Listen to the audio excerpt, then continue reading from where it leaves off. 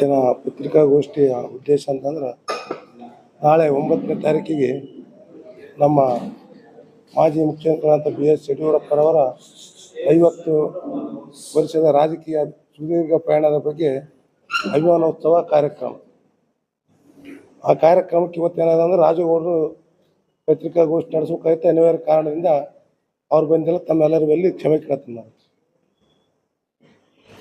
9ನೇ ತಾರೀಕಿಗೆ ಇಡೀ ರಾಜ್ಯಾದ್ಯಂತ ಇದು ಏನಾದರೂ ಪಕ್ಷಾತೀತವಾಗಿ ಕನಿಷ್ಠ ಏನಂದ್ರೆ ಒಂದು 10 ಲಕ್ಷ ಜನ ಸೇರಿ ಅವರಿಗೆ ಅಭಿನಂದನೆ ಸಲ್ಲಿಸ್ತಕ್ಕಂಥ ಕಾರ್ಯಕ್ರಮದ ಮತ್ತು ನಾಡಿನ ಇಡೀ ಮೂಲೆ ಮೂಲೆಯಿಂದ ಎಲ್ಲ ಸ್ವಾಮೀಜಿಗಳು ಕನಿಷ್ಠ ಏನಾದರೂ ಒಂದು 1000 ಸ್ವಾಮಿಗಳನ್ನು ವೇದಿಕೆಯಲ್ಲಿ ಭಾಗವಹಿಸ್ತಕ್ಕಂಥ ಸಂದರ್ಭ.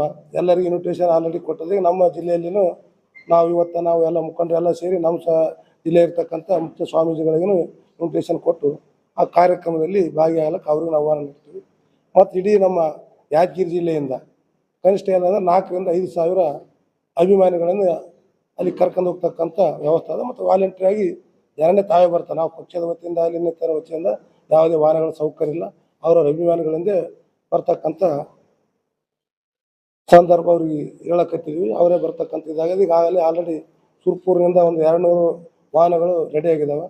ನಮ್ಮಲ್ಲಿ ಈ ತನಕನೊಂದು 60 ರಿಂದ 70 ವಾಹನಗಳು. ಈಗ ಇಲ್ಲಿ ರಾಜನಗೌಡರು ನಾವು ಮಹೇಶ್ ರೆಡ್ಡಿ ಅವರು ಮಾತಾಡಿ ಇಲ್ಲಿನ ಕನಿಷ್ಠ ಒಂದು 70-80 ವಾಹನ ಈಗ ಆಲ್ರೆಡಿ ಕಾಂಟ್ಯಾಕ್ಟ್ ಮಾಡಿ ಇನ್ನೂ ಹೆಚ್ಚಿನ ವಾಹನಗಳು 2 ದಿನ ನಾವು ರೆಡಿ ಮಾಡಿ ಮೂಲಕ್ಕಂತ ಎಲ್ಲ ಸ್ವಂತ ವಾಹನಗಳನ್ನು ವ್ಯವಸ್ಥೆ ಮಾಡ್ತೀವಿ ಅಂತ ಈ ನಾಯಕರಿಬ್ಬರು ಹೇಳಿದ್ದಾರೆ. ಗುರುಮುಖ ಲಲಿತಕ್ಕನವ್ರಿಗೆ ಮಾತಾಡಿವಿ. ಅವ್ರನ್ನ ಎಲ್ಲ ಕಾರ್ಯಕರ್ತರಿಗೆ ಕರೆದು ಸಭೆ ಮಾಡಿ ಅವ್ರವ್ರ ಸ್ವಂತ ವಾಹನಗಳಲ್ಲಿ ಬರ್ತಕ್ಕಂಥ ದಿಕ್ಕಿನಾಗ ನಾವು ನಮ್ಮಿಂದ 50-60 ವಾಹನಗಳನ್ನು ವ್ಯವಸ್ಥೆ ಮಾಡಿ ಕಳಿಸ್ತೀವಿ ಅಂತ ನಮ್ಮ ನಾಗರತ್ನ ಲಲಿತಾನ್ಪುರ ಅವರು ಹೇಳ್ಯಾರ. ಮತ್ತು ಮೇಡಮ್ ಅವ್ರನ್ನ ಅದಾರ. ಯಾಕಂದ್ರೆ ಇಡೀ ರಾಜ್ಯದಾಗ ಅತ್ಯಂತ ಹೆಚ್ಚಿನ ಕೊಡುಗೆ ಯಡಿಯೂರಪ್ಪ ನಮ್ಮ ಜಿಲ್ಲೆಗೆ ಅದ. ಮೆಡಿಕಲ್ ಕಾಲೇಜ್ ಇರ್ಬೋದು, ಜಿಲ್ಲಾಡಳಿತ ಇರ್ಬೋದು, ಪ್ರತಿಯೊಂದು ನಮ್ಮ ಯಾದಗಿರಿ ಜಿಲ್ಲೆ ಅಭಿವೃದ್ಧಿ ಹೊಂದೋದಕ್ಕೆ ಸಾಕಷ್ಟು ಕೊಡುಗೆ ಅವ್ರು ಕೊಟ್ಟಿದ್ದಾರೆ. ಅದರಾಗಂತೂ ಎರಡು ಮಾತು.